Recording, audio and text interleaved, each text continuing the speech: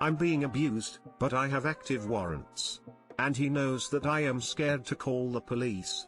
What should I do? I, 28F, have been waiting on unemployment/trying to find work since July of 2020. Financially, things have been very hard and my partner, 32M, has little to no control of his own stress or emotions, especially at this stage of the pandemic. It is no secret that we both no longer love the other, but I can't afford another place to stay right now and this is technically his apartment, so we have for the most part been amicable and cordial with each other. For the past couple weeks, every time I begin to argue with him or disagree or raise my voice after he dismisses me mid-sentence, he has flown into a fit of rage and punched me in the face, choked me, repeatedly told me he was going to kill me, and has made so many threats that he later recants because I made him mad. I lock myself in a room until he either falls asleep or calms down and leaves me alone completely. Today he left a mark on my neck that I took some photos of locked in the bathroom. He thought I took something of his that he needed, and the insinuation after also refusing to help me carry the groceries was enough to make me yell at him because I felt so underappreciated by his comments. He attacked me like I explained above again. I would normally immediately call the police, but about 2 months ago,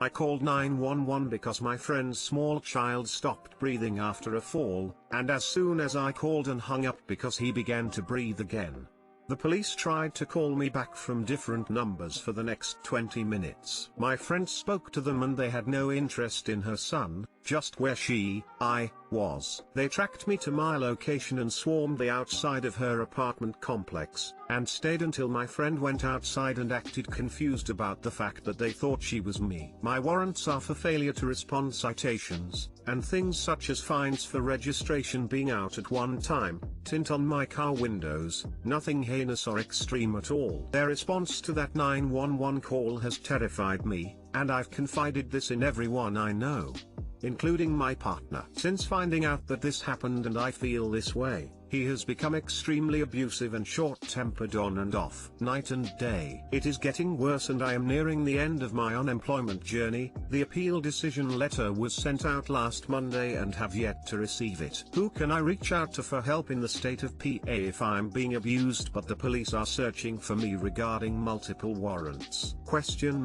Bless you for taking the time to read my story, and I'm sorry if this is difficult to read. I am mentally all over the place. Edit. Thank you all for the input. I left the home and blocked all contact and I am realizing that you all are right. I will be calling a magistrate or constable tomorrow to see what all I need to pay. I did mention in my post that I was waiting on my unemployment, so those of you simply suggesting I pay my fines are zero help whatsoever because I would have if I could have obviously. Bottom line, the day has come to regain control over my life.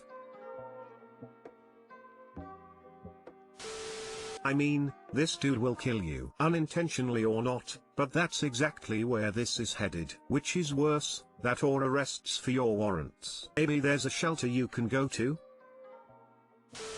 Call the cops, go to jail and get the fuck away from that guy. You're better off trying to clear up your record than trying to survive this escalating abuse. Seriously, call the cops and clean up your life. This guy will kill you if you stay. I'd care about you, but that's a lot more scary than jail. It's for fines. She probably wouldn't even go to jail or would spend a couple nights in jail while they sort some shit out. She's made things 1,000x worse to avoid dealing with minor problems.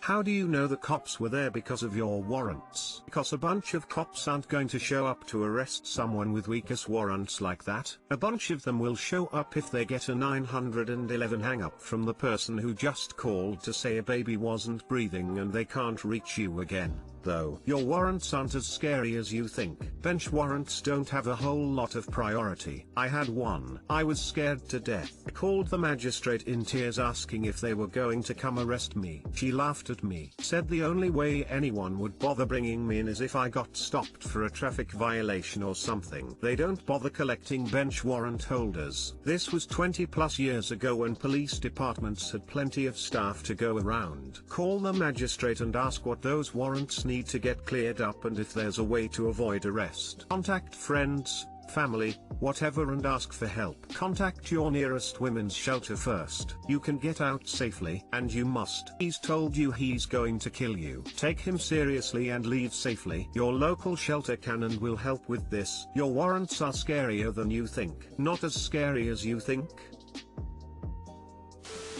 You're more afraid of walking into the police station and turning yourself in than you are of death. Hello, my name is Name. I have a few warrants. I'm here to settle them and turn myself in. My partner is beating me and he knows I've been too scared over my warrants to call the cops on him. I need protection. I don't know what to do. Please help me.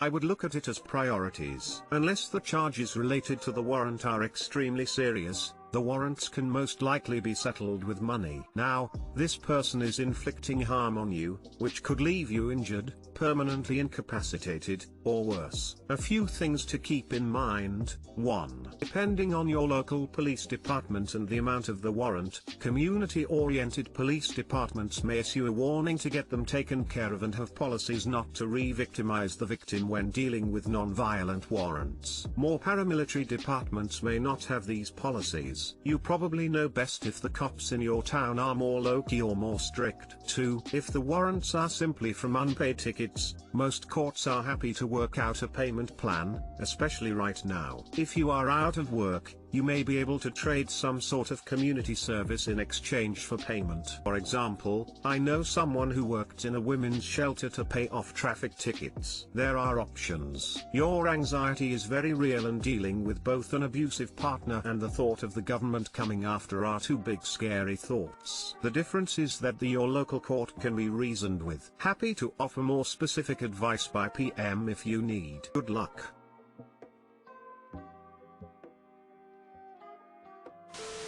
The guy I was dating told me he didn't want a relationship until after we had sex. I'm extremely hurt by him because he knew I wanted a serious committed relationship and he was showing he wanted the same thing. Things were going so great. I met his family and they loved me. He met my mom and my mom really liked him for me. I would talk about him to my mom and his mom would even talk about me. I really truly thought we had something because we went on a trip together with his family, and on that trip his brother's girlfriend told me something, that the guy I'm with might not be ready for a relationship. I brought this up to him and he said it was all lies and that he really liked me. Well, it's been a while and I asked if he still wanted a relationship with me and his answer was no, that he wasn't ready to commit in a relationship and there's nothing wrong with just hanging out and having a good time. Yes, that's correct, but he knew I wanted a serious relationship and he didn't bother to tell me this until after we had sex multiple times. Do you guys think I'm wrong for having my feeling hurt by this? I also ended things with him.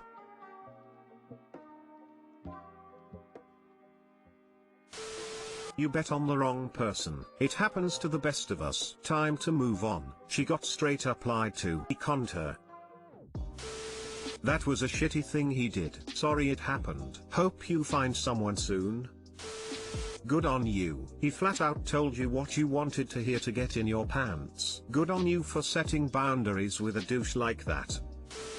Tons of people will lie during dating to get attention. They would rather choose to ignore incompatibility than to acknowledge it and move on. The mindset of they will change their mind is both prevalent and dangerous. I'm sorry you experienced this and you invested emotional energy in someone who was not ready or willing to invest the same into you. Keep looking and stay picky. You are looking for a life partner, not someone to fuck around with. He conned her. Meeting family and friends, taking a trip, then saying he didn't want a relationship is a con job.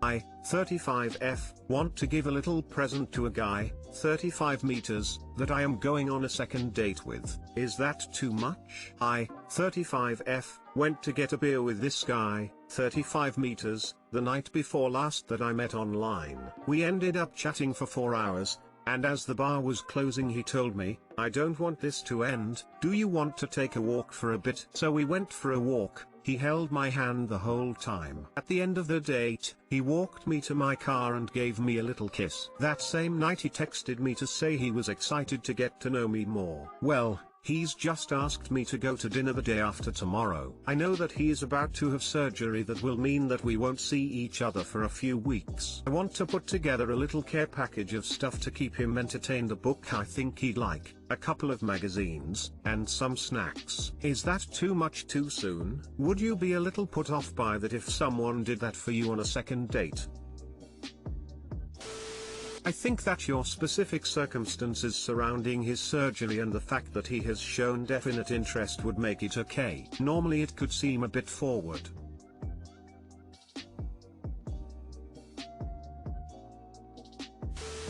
I think reading material is really thoughtful. I wouldn't get him anything else. Maybe a piece of chocolate at most. Keep it light. I'm sure he will appreciate the gesture. Do what you feel is best. Don't pass on being yourself to play it cool.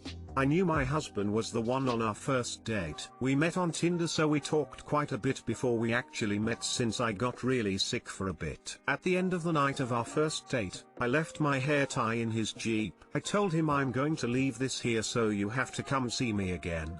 I had never ever done anything like that in my life. We talk about that moment all the time. Guess what made him fall for me? That very line. So bottom line, be you. Be you no matter what anyone else says. Get him the gift basket. Someone will love you for you, entirely you. If it's him, time will tell. You sound like such a catch, blue heart. Really depends on the surgery and recovery timeframe. Something small/thoughtful is always appreciated. A full gift basket is coming on strong. I love the idea, but a basket of lots of things might be a bit over the top. Personally, I would go with just one thing. A favorite book that you want to share with him is personal and without coming on too strong.